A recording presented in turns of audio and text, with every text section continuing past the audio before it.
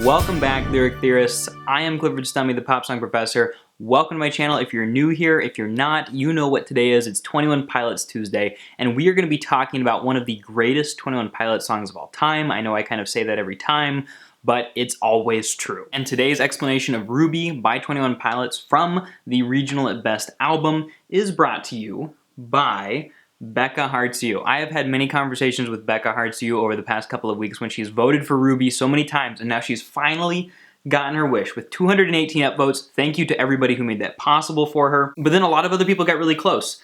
Arum's production value said Coconut Sharks in the Water, and a lot of people really wanted that for some reason. Someone else's Sleep said Ruby and Fake You Out got 130. Zachman Pro, one of my patrons, asked for TB Saga, got 141. It's pretty crazy. You guys really want me to explain a lot of different songs, and I'm having so much fun doing this. Because I only do one 21 Pilots song a week on this channel, I have decided that I'm posting more 21 Pilots explanations in podcast form on my Patreon. It's $2 a month to get access to those behind the scenes ones. I already have a Glowing Eyes podcast up there that you could listen to right now, and I've also just put up an Aircatcher podcast as well. You don't have to sign up, but if you're getting impatient and you really can't wait, that's the place to go. Links in the description. And before we get into Ruby, don't forget to comment your favorite 21 Pilot song for us to explain next week and to upvote other people who you agree with.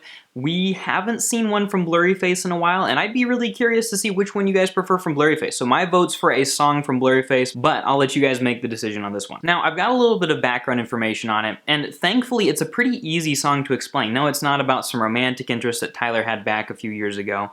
It's actually about a little girl from his church, and the reason we know this, the reason we know what Ruby is about, is because Tyler actually explained it, something he does so rarely, which is so unfortunate, as I'm sure you all agree. At the release party for Regional at Best, which there's a video of him talking about it on YouTube, and so it makes it a little bit easier to explain, but that doesn't mean it's still not worth discussing. I think we can get into deeper shades of meaning in the song because there's a lot below the surface that he doesn't talk about. To boil down what he said, essentially Ruby is a little girl with Down syndrome who went to his and Tyler's church, and it's about how she inspires him and how she means something to him. In fact, this song is so emotional and so personal about his relationship with her, I'm a little bit nervous explaining it. I kind of imagine sometimes, like, what if Tyler Joseph watched some of my videos? Would he laugh at me? Would he think I was being disrespectful? And so I really, really want to be respectful in this explanation, and I'm only going to use the clues and the lyrics that he's given us. I don't want to suppose anything that doesn't actually exist because this relationship is precious, and I think that's the power of Ruby.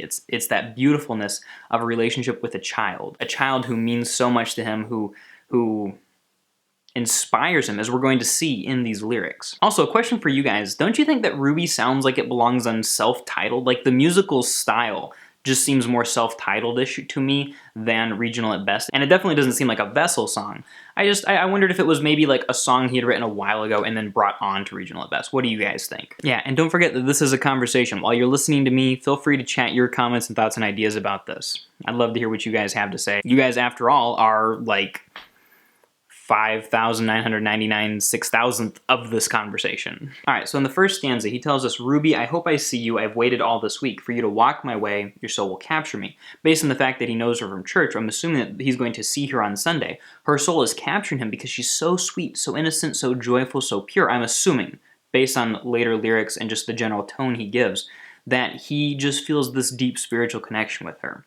Then in the next stanza, your mama painted your room, a shade of pink, she said, but with your great arrival, that shade has turned to red. I've seen one theory on Genius.com that this means that Ruby didn't want to identify as like a stereotypical girl, and so it got a little bit less feminine with the red, but I think that that's wrong because nothing in the song is about that. It seems so off topic and it's not characteristic of Tyler Joseph. What I do think it means is that the red color identifies this as a more serious situation. And this is an example of symbolism here. He's using red to symbolize the seriousness. You add some darkness to pink and you get red. And so the situation, they thought they were just going to have a child like everybody else, but then their child had this uniqueness, this Down syndrome, and so they have to prepare for something that maybe for these parents is going to be something a little bit more serious or a little bit more difficult. That's not to say that it's not worth it in any way at all, but it does mean that maybe they didn't know what to expect, and so they were a little bit more unsure of themselves. In the next stanza, Ruby, take my hand, please lead me to the promised land. Promised land is a reference to the Bible. That's an allusion, essentially. You guys are going to get kind of like the English class notes on these, so get ready for some lit terms. But the promised land is from the Bible, it's from the Old Testament, and the Israelites wanted to go to the promised land. It was the land that God had promised to them. Not only was it literally this, but it was also symbolically the ultimate paradise for them to get to, or it was supposed to be anyway.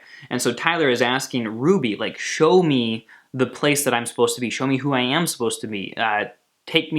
Show me a little piece of heaven here. He continues, tell me, where am I from? Your eyes say sha-da-dee-da-dum. Now, I don't know why he has her eyes tell him something nonsensical like that. My idea is that she's not communicating something logically and with words and communicating clearly like that. I think she's communicating a feeling, and I think that's what sha-da-dee-da-dum and communicates to me as well. And I could tell you what I think that sha-da-dee-da-dum communicates feeling-wise, but I'd be more curious to hear what you guys have to say about it and what feeling you say there. But in any case, I think it's a feeling that promotes peace and wholeness and speaks of that promised land. And so I think he's asking her about that. In the next stanza, Ruby, you're royalty. In your homeland, they call you queen.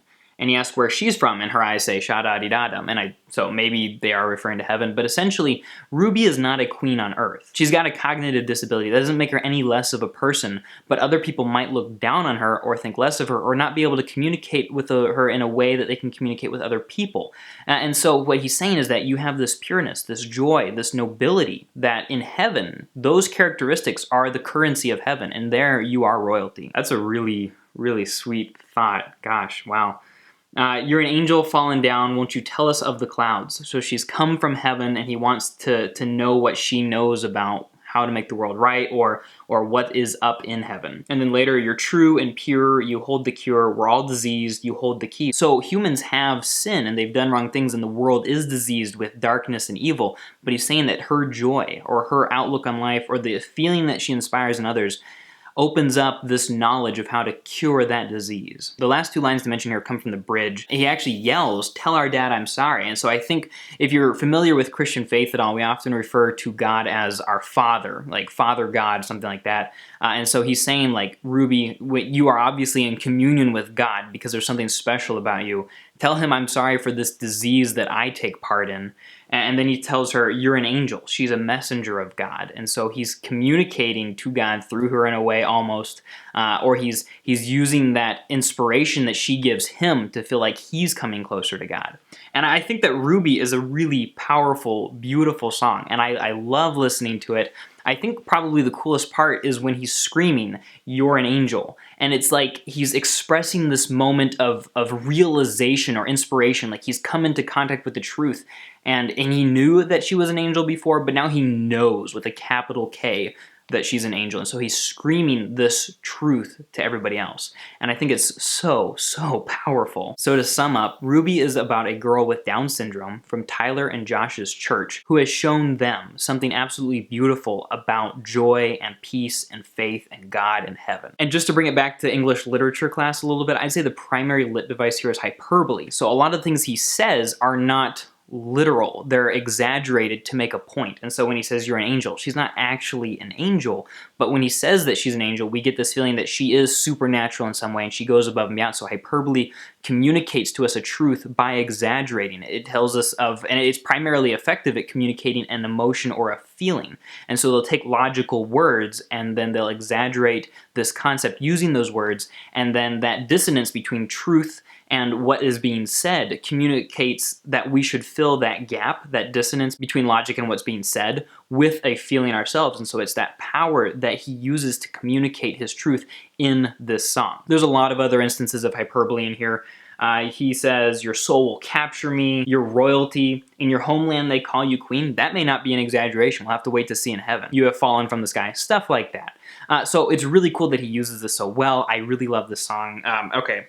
Lit Professor Nerd off. Yeah, and if you have watched all my 21 Pilots videos on YouTube, be sure to check out my Patreon. You can get those podcasts right now. It's $2 a month, and I know it's $2 a month, but it is educational. I am going to be talking about lit devices in them. I'm going to be talking about deeper meanings, literary analysis. English teachers and parents are going to love it. And it goes without saying, I think you guys are going to love it too. So feel free to check that out. But even more importantly right now, comment the song we should explain next week. Let me hear what you guys have to say. Share this video with your 21 Pilots friends. Get them a part of this community. They need to be here. They'll thank you forever, and so will I. And that's all for now. Thanks so much for watching, everybody. You guys are fantastic. I love doing this with you guys so much. Talk to you next week. Hey guys, if you're still watching, thank you so much. I have included a special clip from that Aircatcher podcast I was telling you about. Link in the description and probably off to the right around here somewhere. That's all for now, for real. Talk to you later.